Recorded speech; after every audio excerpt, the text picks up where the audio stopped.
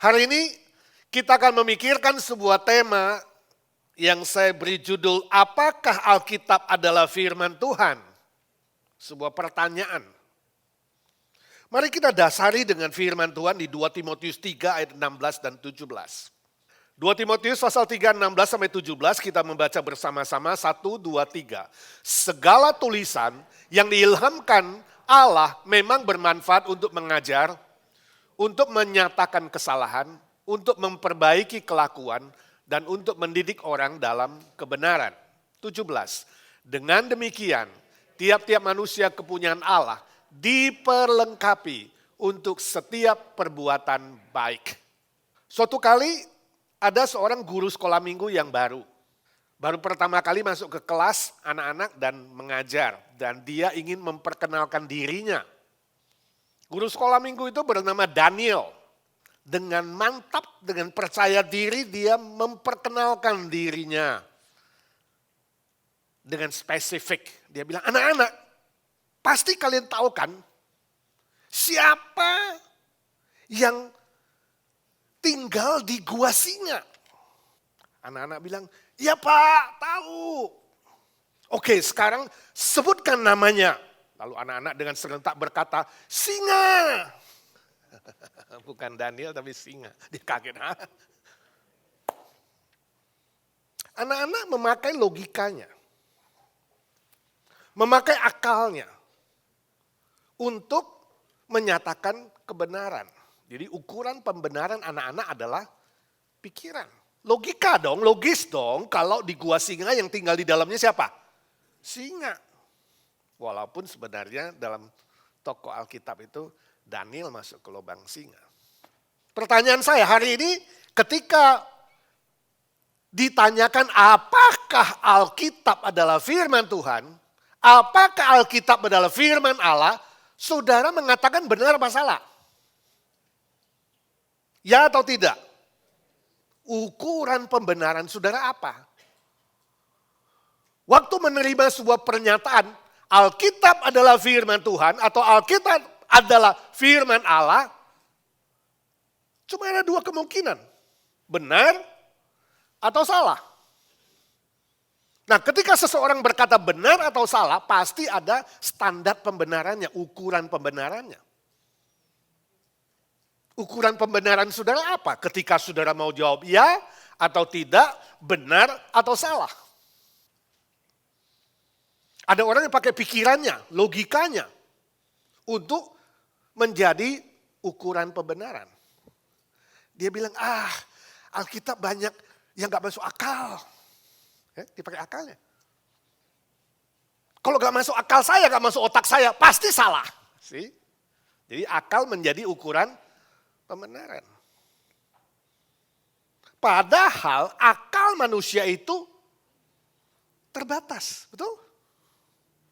Contoh kalau saya bilang, di dalam piano tertutup ya, andaikan piano itu tertutup, di dalam piano ada seekor kecoa. Karena kita dengar kresek.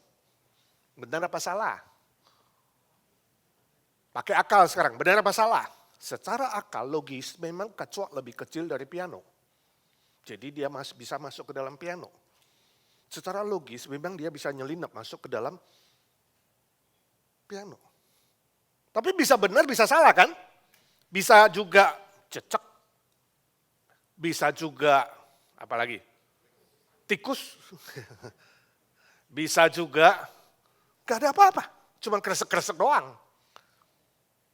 Jadi orang jenis kedua yang ukuran pembenarannya bukan logika, dia bilang, akalmu terbatas. Ya, mata gue ini lebih benar dari akalmu. Untuk tahu benar salah, buka aja pianonya kita lihat. Betul gak? Nah ini model kedua. Orang yang membenarkan sesuatu dari panca inderanya. Lihat dong. Kalau aku gak lihat, aku tidak pernah akan percaya. Terjadi pada murid Tuhan Yesus, Thomas. Sebelum aku melihat ya, bekas paku di tangan Tuhan Yesus. Sebelum aku mencucukkan jariku, dia pengalaman menjadi pembenaran. Aku tidak akan percaya. Ada orang mengatakan, oke, Alkitab firman Tuhan sebelum aku melihat. Tuhan yang berfirman, aku tidak akan percaya. Ada orang begitu kan? Dengan mata, penglihatan. Dia membuktikan sesuatu benar atau salah. Padahal mata pun adalah terbatas. Suatu kali di sebuah kampus, ada seorang dosen yang ateis. Dia masuk ke dalam kelasnya, dia bilang, siapa di sini yang beragama Kristen? Gak ada yang angkat tangan. Siapa di sini yang percaya adanya Tuhan? Gak ada yang angkat tangan. Tiba-tiba ada satu anak di paling belakang, dia angkat tangan. Saya Pak, saya orang Kristen, saya percaya Tuhan itu ada, dan dia adalah Tuhan Yesus. Hah, bodoh kamu. Pernah lihat Tuhan Yesus? Gak pernah. Pernah lihat Allah? Gak pernah. Sesuatu yang kamu tidak lihat itu berarti dia tidak ada. Kalau memang dia ada, dia menampakkan diri. Muncul di sini. Jangan pernah percaya adanya Tuhan atau Allah. Dia bangga. Lalu murid itu dengan tenang di belakang berkata, Pak boleh tanya enggak? Silakan. Bapak pernah lihat otak Bapak enggak? Ya enggak sih, kan di dalam. Nah, sesuatu yang Bapak tidak lihat berarti tidak ada. Karena Bapak tidak pernah melihat otak Bapak, berarti Bapak tidak punya otak. Ada orang yang ingin membuktikan sesuatu dengan mata. Dia kira mata segala-galanya. Sebelum aku lihat Tuhan berbicara kepadaku, aku tidak percaya sih. Benar-benar Tuhan menampakkan diri. Mate kamu. Jangankan lihat Tuhan, lihat matahari aja, ciptaan dia saja kamu gak sanggup. Berani-berani mau melihat penciptanya. Lalu muncul orang yang ketiga. Dia bilang, matamu terbatas. Yang penting itu sebenarnya benar atau salah adalah apa? Saya kontak pribadi. Kalau Tuhan betul-betul kontak dengan saya, secara personal, misalnya saya bangun pagi-pagi, tiba-tiba dia muncul dan bersuara, berfirman pada saya, maka saya percaya. Jadi membutuhkan kontak pribadi. Sebab kontak pribadi itu adalah sebuah apa? Sebuah ukuran pembenaran. Misalnya kamu bilang, durian itu enak. Nah, secara logika enak gak? Gak tahu, kita hitung-hitung, kita gak tahu enak apa enggak. Kalau dengan otak doang, betul gak? Akal gak bisa membenarkan, benar atau salah. Secara mata kita lihat, ih betul ya, durinya aduh spiky, bagus warnanya, dibuka waduh mengkilap. Tapi kita gak tahu enak apa tidak, cuma lihat doang. Harus apa? Kontak pribadi sih. Jadi orang jenis ketiga menuntut itu. Sebelum saya kontak pribadi, saya tidak akan bilang itu benar atau salah, atau enak atau tidak. Durian itu. Jadi butuh apa? Ini yang disebut subjektivisme. Si subjek kontak dengan yang objek itu. Cinta itu hangat, manis, bahagia. Betul apa salah? Bagi yang baru pacaran ya seneng, betul ya. Bagi yang putus cinta, cinta. Cinta membuat aku hancur, stres, gak bisa tidur, gak bisa makan. Tergantung siapa? Si subjek, si pribadi itu loh. Tergantung si pribadi itu, betul gak? Lukisan itu indah. Oh indah, coret-coret begitu. Padahal itu lukisan Van Gogh yang mahal. Jutaan. Gak ngerti aku. Tapi lu bilang cakep. Ya, kontak pribadi. Amerika bilang small is beauty. Jadi berbahagialah orang yang kalau mungil-mungil. Kalau you mungil itu beauty. Betul apa salah?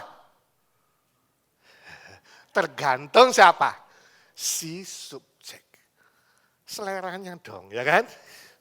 Nasi goreng Bu Hati enak. Belum tentu. Waktu pertama kali mertua dia makan, kok keasinan. Tergantung siapa? Pribadi. Tapi saudaraku, kalau pembenaran itu bersifat pribadi, si subjek itu hasilnya apa? Relatif. Si A bilang benar, si B bilang salah, si C bilang cakep, si D bilang jelek sih. Inilah muncul relativisme. Hari ini kita hidup di zaman relativisme. Semua tergantung si pribadi, suka-sukaku tergantung aku, keinginanku, kemauanku, seleraku. Gak usah atur-atur aku. Apalagi kalau anak sudah mulai remaja. I know, padahal apa? Don't know. Ngomong dikit orang tua, I know. Ini yang terjadi. Terbatas juga saudara, sebab kebenaran itu menjadi apa? Relatif. Itu sebabnya muncul yang keempat. Ukuran pembenaran yang keempat itu disebut dengan iman. Percaya, Alkitab itu firman Allah. Betul apa salah? Betul, saya percaya. Si iman. Kenapa iman? Sebab manusia itu dibatasi oleh waktu dan ruang. Kita tidak hadir di mana-mana. Kita tidak hadir di semua jam, di semua waktu.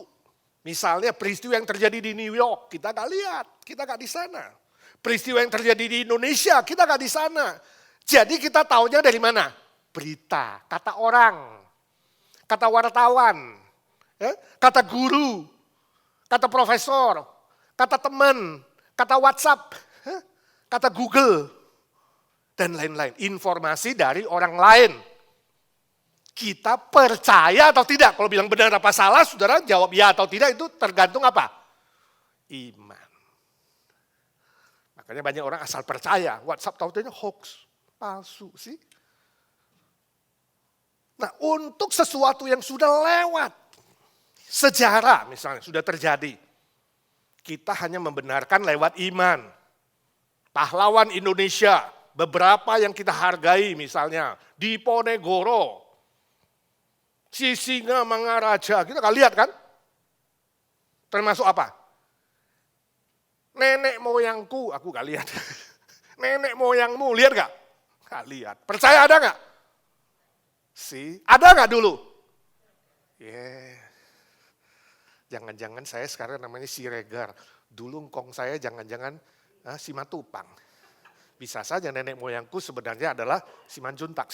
Berubah. Bisa berubah nggak? Ya bisa aja, mungkin anak angkat, kamu nggak tahu. Tapi sampai sekarang kamu misalnya Siregar, kamu tetap terima apa? Nenek moyangku Siregar. Padahal belum tentu, ya kan? Kenapa kamu percaya? Iman. Saudara melihat, jadi ada 4 pembenaran. Ya. Mana yang paling baik? Akal, mata atau panca indera, kontak pribadi, atau iman. Mana paling baik? Salah. Semuanya baik. Semuanya baik. Kalau sudah belanja, menghitung duit. Jangan pakai iman, lihat. Hitung, gua beli 20, kasih 100, balik 80, jangan iman. Nggak perlu iman itu. Ya, jadi kalau sesuatu yang berhitung, matematika, pakai otak. Pakai logika dong. Ya kan?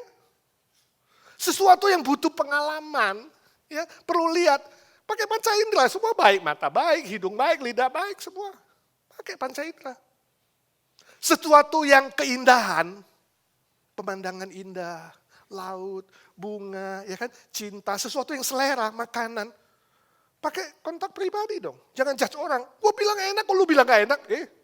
Kan seleramu bukan seleraku. Walaupun selera kita sama-sama selera Indonesia. Misalnya, ya kan?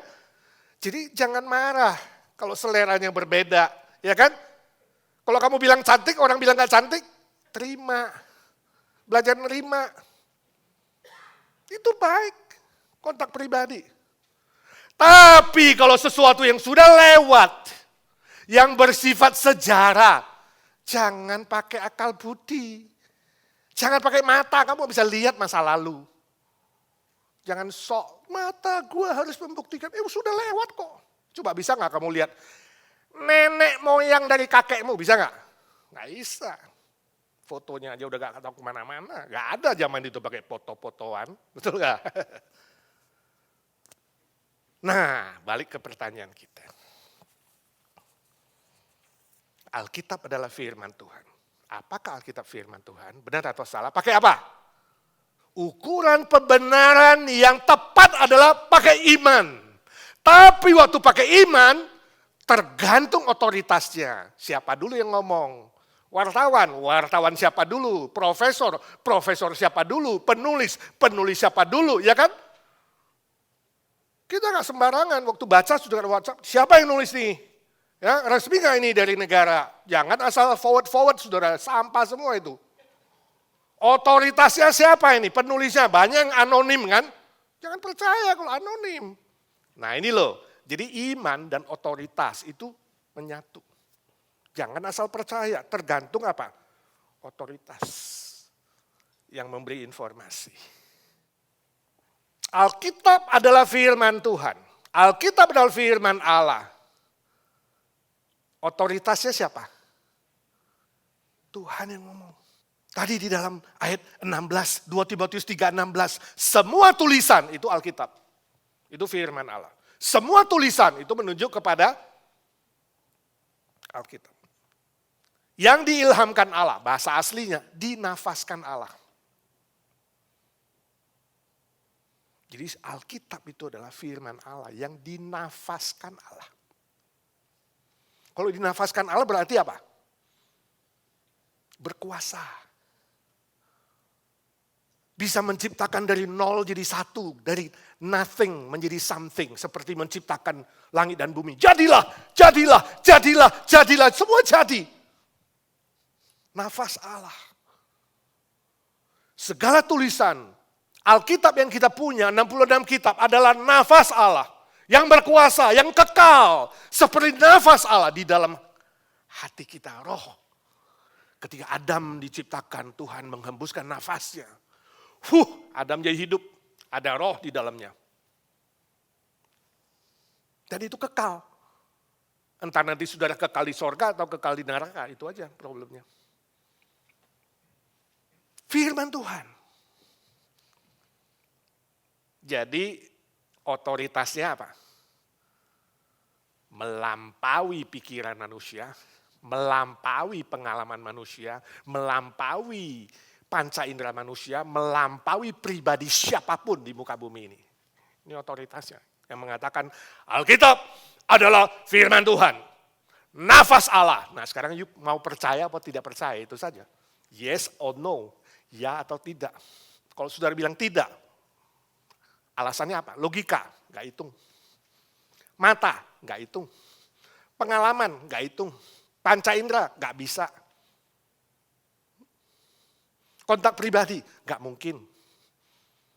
Lu mau kontak sama Jokowi aja susah, sekarang berani-berani mau kontak sama Tuhan. Sopok kamu, ya kan?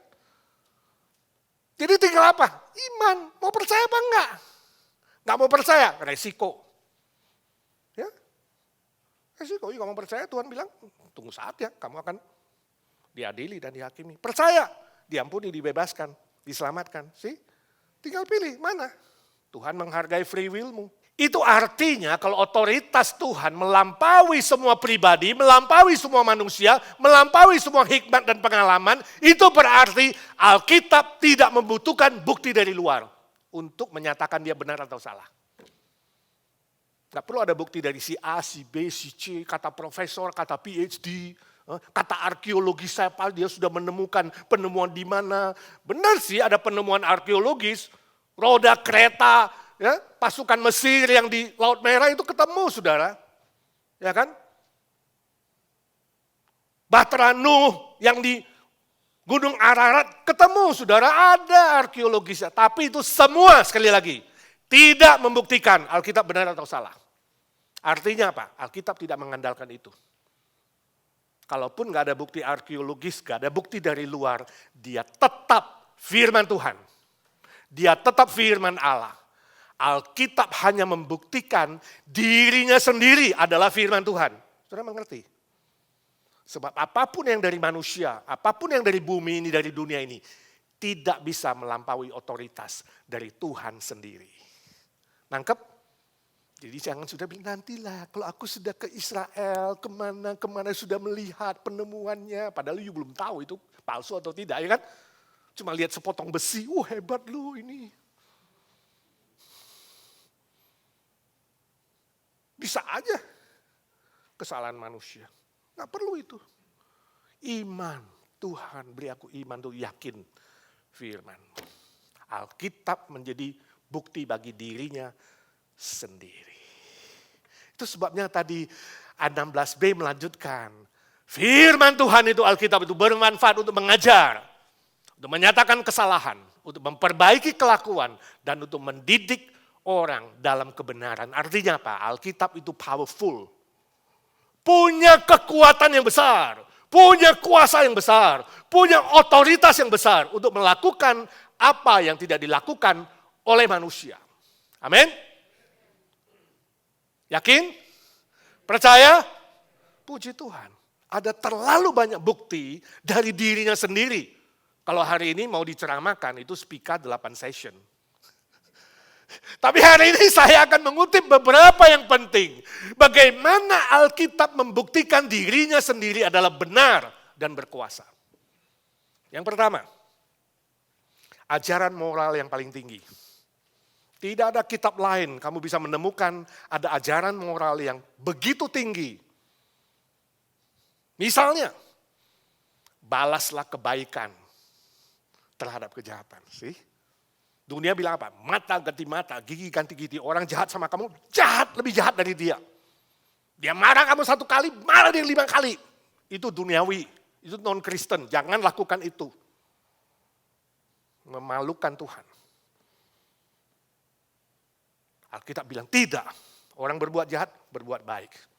Dia tidak sopan, kamu tetap sopan. Dia tidak ramah, kamu tetap ramah. Kasihilah musuhmu. Bukan hanya asal amin, tapi dilakukan. Sampai-sampai agama lain, orang dunia secara sadar atau tidak sadar mengakui itu. Langsung atau tidak langsung. Coba kalau kamu masih agama lain, kamu pergi judi ada yang ngomong enggak? Ih, katanya Buddhis, kok judi? Enggak. Kamu cari pelacur ada yang ngomong enggak? Enggak ada yang ngomong. Katanya Hindu, katanya beragama, kok cari pelacur? Enggak ngomong. Begitu kamu jadi Kristen, percaya Tuhan Yesus, percaya Alkitab. Kamu ke Las Vegas baru sentuh-sentuh itu, jackpot. Orang bilang, ih katanya Kristen, kok berjudi? Padahal masih sentuh-sentuh doang loh itu. Ih saya tahu deh itu dari agensi kan, kelihatan wajahnya. Senyumnya senyum agensi. Sih? Langsung orang cap, kamu udah Kristen nih. Ya, udah percaya Alkitab nih, pasti udah gak boleh judi, gak boleh melacur, gak boleh menipu, gak boleh bohong. Betul? Orang dunia secara sadar atau tidak sadar menerima bahwa Alkitab mengajarkan moral yang paling tinggi. Tidak ada pada kitab lain. Yang kedua, kesatuan Alkitab. Kesatuan Alkitab.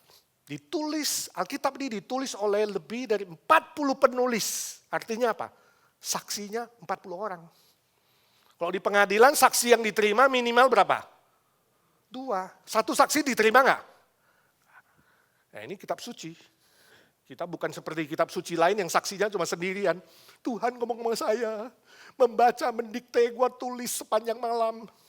Enggak ada. 40 saksi. Lain-lain nih saksinya. Jabatannya beda-beda ya. Ada pemungut arah, ada nelayan ya kan. Ada raja. Jabatannya beda-beda, latar belakangnya beda-beda. Zamannya beda-beda. Proses waktu 1.500 tahun. Wow. 1.500 tahun. Waktu yang terakhir nulis ini udah gak tahu mati di mana. Udah pulang ke sorga.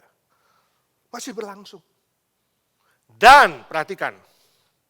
Ajarannya ya, Beritanya tidak bertentangan, tapi menyatu, sama. Dari perjanjian lama sampai perjanjian baru ada benang merah. Yang sama beritanya, gak saling konflik. Walaupun berbeda waktu, 1.500 tahun. Kesatuan. Sebab apa? Pengarang utamanya cuma satu, yaitu siapa? Roh Kudus. Roh Kudus yang menafaskan, yang menggerakkan semua penulis untuk menuliskan di sepanjang sejarah itu. Indah gak? Luar biasa ya. Sebuah kesatuan. Ya. Yang ketiga, tidak dapat musnahnya Alkitab. Alkitab gak perlu edisi baru, gak perlu, ya kan? Sudah usang, kadaluarsa. Ya. Kalau saudara buku sekolah begitu gak? 2 tahun ganti, ya kan? Gak perlu ganti-ganti, dari zaman dulu sampai sekarang. Gak perlu dikoreksi, gak perlu. Sama terus. Sepanjang sejarah dari zaman kuno, zaman primitif purbakala sampai super modern. Gak perlu direvisi. Bertahan. Gak usang. Kuno tapi modern. Relevan. Setiap zaman. Dari zaman dulu sampai zaman saat ini super modern. Luar biasa ya. Itu Alkitab. Ya. Gak bisa musnah. Walaupun dalam sepanjang sejarah banyak orang-orang yang menentang Alkitab mau memusnahkannya. Dari abad pertama. Dari Nero dan kawan-kawan dan seterusnya. Sampai salah satu yang saya kutip contoh misalnya Voltaire. Voltaire itu adalah seorang filsuf yang terkenal. Seorang sejarawan penulis yang terkenal. Di abad 17 dia skeptik terkenal top penulis. Dia melawan kekristenan, menentang Alkitab dan cita-cita, keinginanku menghapus Alkitab dari muka bumi ini. Wah, luar biasa ya. Terakhir dia yang mati sia-sia. Lalu rumahnya dibeli. Setelah dibeli dijadikan apa? Geneva Bible Society. Jadi rumahnya dijadikan tempat mencetak Alkitab, lembaga Alkitab di Geneva. Yang menerbitkan Alkitab, mencetak Alkitab besar-besaran dari rumah dia. Disebarkan ke seluruh dunia. Sampai hari ini. Kalau saya gak sebut Voltaire, kamu tahu gak? Gak pernah dengar kayaknya. Tapi kalau Bible dengar gak? Wih tahu Bible, ya kan? Gak bisa musnah. Sampai detik ini. Alkitab menjadi buku terlaris di dunia ini. Saudara tahu dicetak terjual berapa? 6,5 miliar kopi. Jadi buku siapa yang klaim bestseller? No, this one bestseller. Alkitab 6,5 miliar kopi di seluruh dunia. Dan masih dicetak terus. Walaupun kita hari ini ada Alkitab digital. Saudara tahu diterjemahkan berapa bahasa? Lebih 2.000 bahasa resmi dan bahasa dialek, bahasa suku. Itu yang Yesus bilang, sampai semua suku bangsa mendengar firman Tuhan, mendengar keselamatan dari Tuhan. Tuhan Yesus datang kedua kali. Itu yang perlu kita doakan. Supaya semua suku, bangsa di muka bumi ini bisa membaca firman Tuhan, mengenal Tuhan Yesus. Luar biasa Alkitab. Ya. Tidak ada satu buku lain atau kitab suci lain yang bisa menandingi Alkitab. Saya search sedikit beberapa penjualan kitab suci lain. Paling ratus juta. Gak ada yang sampai miliar. Gak ada. Hebat ya. Amin, hebat. Saudara punya gak sih? Amin gak punya. Yang terakhir. Otoritasnya, kuasanya yang mengubah manusia. Nah ini powerful. Sejak dari abad pertama, murid-murid diubah. Dari takut jadi berani. Ya. Dari bersembunyi jadi keluar memberitakan Injil. Semua murid Tuhan berani mati syahid zaman itu. Pentakosta cuma dimulai 120 orang. Semua berani mati syahid untuk Tuhan. Mati syuhada, martir ya, untuk Tuhan. Mengabarkan Injil, apapun kesulitannya, penderitaannya. Memenangkan jiwa, mengabarkan cinta kasih. Mencintai semua manusia tanpa diskriminasi. Saudara melihat ini bedanya murid Yesus yang berani mati dengan teroris yang berani mati. Teroris yang berani mati untuk siapa? Matinya mencelakakan orang lain kan? Bukan mengasihi orang lain, mencelakakan manusia-manusia tidak berdosa. Ini murid Yesus mengasihi, memenangkan jiwa. Walaupun ada kesulitan, ada tantangan, ada negara, ada pasukan, ada siapa saja yang mau mencelakakan mereka. Tidak takut, diubah. Bukan saja abad pertama, seterusnya dalam sepanjang sejarah. Dari ratusan jadi ribuan, jadi puluhan ribu, jadi jutaan, ratusan juta, miliaran manusia diubah. Laki, perempuan, tua, muda, kaya, miskin, sekolah, tidak sekolah. Dari TK sampai PhD diubah. Semua diubah, termasuk kita. Amin. Saudara diubah enggak? Yang benar. Nanti pulang PR, saudara tuliskan perubahan apa yang terjadi setelah menerima Yesus dan percaya Alkitab. Dulu bawel, sekarang bawel gak? Dulu ngomong jorok, sekarang ngomong jorok gak? Dulu berjudi, sekarang berjudi gak? Lihat ada perubahan apa? Dalam moral, dalam perkataan, dalam perbuatan. Sebab Alkitab itu powerful. Suatu kali ada seorang Amerika turis jalan-jalan ke Afrika.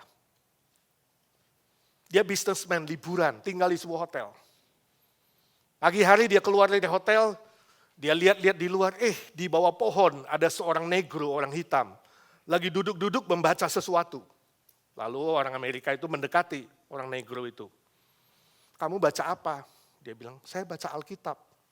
Loh, Alkitab? Dia ketawa ngenyek. Alkitab? Buku apaan itu? Di negaraku sudah gak dibaca, itu buku kuno.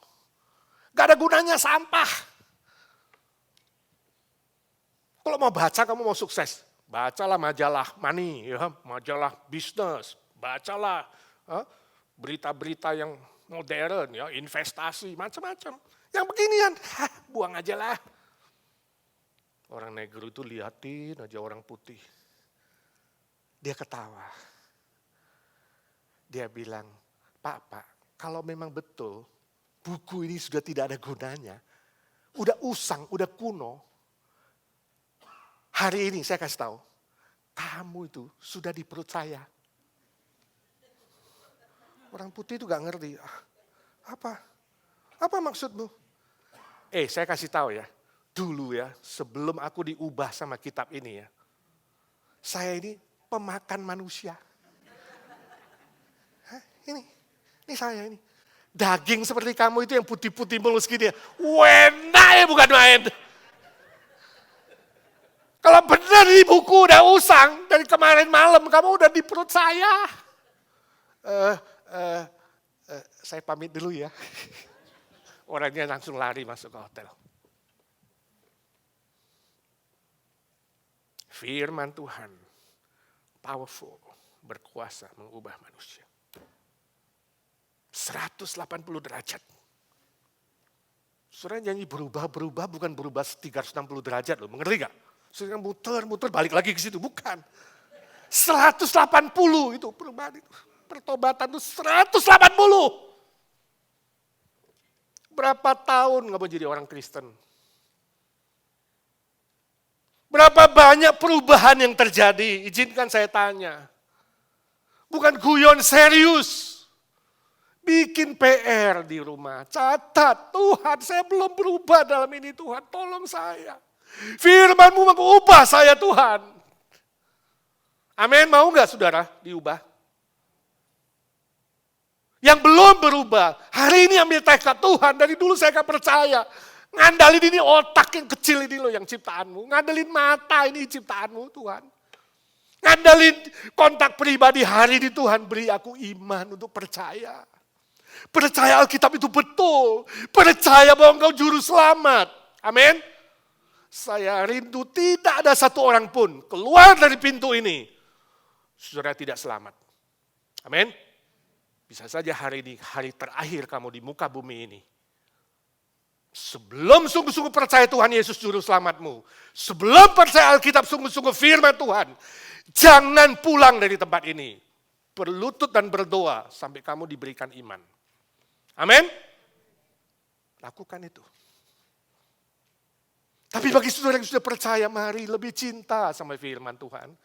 Tadi Ira ada singgung, Alkitab itu kayak surat cinta, betul.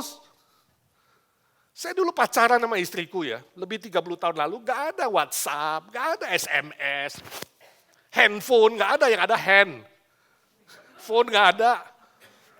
Saya di Malang, dia di Jakarta, kalau mau telepon aja mahal interlokal. Pacaran sekarang enak. Teks-teksan, ya kan? Langsung terima. Kita surat-suratan. Seminggu baru nunggu kapan titipan kilat datang. Biasanya udah tahu nih, paling Rebo atau Kemis nih. Ada sebuah kerinduan, aduh kapan bisa baca suratnya lagi. Itu cinta. Kalau saudara cinta firman Tuhan, saudara rindu, betul gak? Aduh kapan dikirimin ini audio, ting.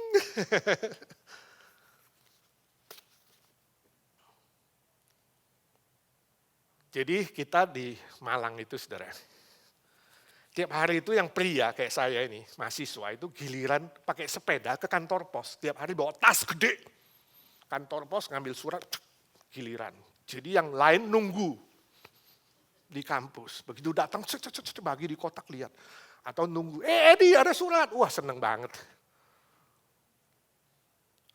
Tapi juga kadang kecewa, udah yakin nih pasti datang. Tunggu, ya gak ada. Rela belum tidur siang nunggu yang dari pos pulang. Padahal jam tidur siang cuma 3 jam, sudah 2 jam kali. Sebelum kuliah sore lagi. Nunggu, satu kali saya nunggu, aduh kecewa gak ada. Besoknya nunggu, gak ada lagi. Lemes kalau gak ada itu, nah jalannya lemes. Masuk ke kamar, tiduran gak tidur. Apa yang terjadi dengan kasihku? Suratmu kemana? Titipan kilat gak datang-datang. Gak bisa telepon. Suatu kali saya udah, lemes juga setelah nunggu 2-3 hari gak datang gitu ya. Siang tuh, kuliah gak semangat. Saya nanti jam sore mau kuliah gak semangat. Jadi waktu udah ngantuk-ngantuk mau tidur, tiba-tiba kamarku diketok. Tok, tok, tok. Suratmu waduh langsung lompat saudara. Gak jadi tidur. Orang tidur siang di tengah-tengah siang yang hening. Aku membaca suratnya. Kalimat yang bagus-bagus digaris bawahi. Oh enjoy, dinikmati. Itu. Malam hari jam 10 doa malam. Setengah jam, 10.30, mati listrik, orang-orang tidur. Aku bangun lagi. Nyalain lampu yang kecil, lampu neon kecil. Ngapain? Baca lagi, saudara sih. Ini loh bedanya kalau saudara membaca dengan cinta. Hari ini baca Alkitab 2 ayat, aduh ngantuk ya saya. 3 ayat, aduh Tuhan terima kasih, saya gak usah minum obat tidur, bisa tidur. Dengar Ruben sama Dian belum 2 menit, kok nguap, wap. Saudara cinta gak, apa gak sih sama Tuhan? Hah? Ini loh kuncinya. Kalau kamu membaca dengan cinta, menerima surat cinta Tuhan, kamu menikmati seperti madu yang manis. Kamu rindu membacanya, seperti Tuhan bicara sama kamu. Biarlah perubahan sungguh-sungguh terjadi kepada kita semua. Saya rindu hidup kita, semua aspek hidup kita, terus semakin berkenan kepada Tuhan, memuliakan Tuhan, dan menjadi berkat untuk orang lain. Amin. Mari kita doa. Ya Tuhan, suara hamba-Mu sudah berhenti. Ya Roh Kudus, berbicara terus di setiap hati, pikiran, jiwa, dari anak-anak-Mu, dari setiap pendengar. Baik yang hadir di sini, baik yang mengikuti online, kami minta dalam nama Tuhan Yesus, curahkan iman yang baru ya Tuhan. Karuniakan iman yang baru untuk percaya sungguh-sungguh Engkaulah satu-satunya juru selamat. Alkitab satu-satunya firman Tuhan yang benar, yang berkuasa, yang kekal, yang mengubah hidup kami satu demi satu Tuhan. Sadarkan kami kalau hidup kami tidak berubah, sesungguhnya kami ini orang percaya yang palsu. Jangan biarkan kami palsu Tuhan. Jangan biarkan kami tidak berbuah Tuhan. Jangan biarkan kami mandul Tuhan. Berilah pertobatan yang sungguh hari ini juga. Terima kasih Tuhan, terima kasih. Berkaryalah satu demi satu. Sampai kami sungguh-sungguh taat. Lebih mencintai-Mu. Lebih mencintai firman-Mu. Sebab tanpa firman-Mu kami akan gagal, kami akan kecewa, kami akan binasa. Terima kasih Tuhan. He touched me. Oh, He touched me. And all the joy that flood my soul. Something happened, and now I know Jesus touched me and make me whole. Yes, Lord, touch everyone. Oh, Lord, touch me. Yes, Lord Jesus. Jesus, touch me. And all the joy that flood my soul.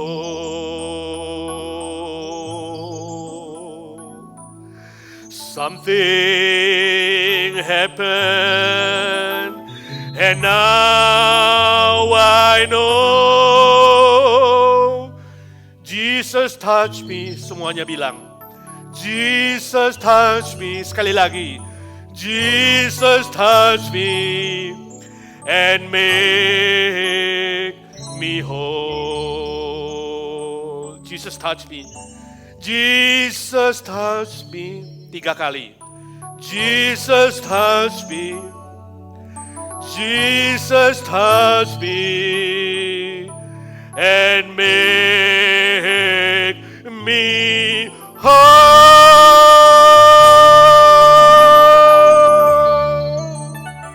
Dalam nama Tuhan Yesus Kristus, kami berdoa dan meminta berkat Tuhan, mujizat Tuhan, kuasa dari Tuhan. Amin. Yang percaya berkata,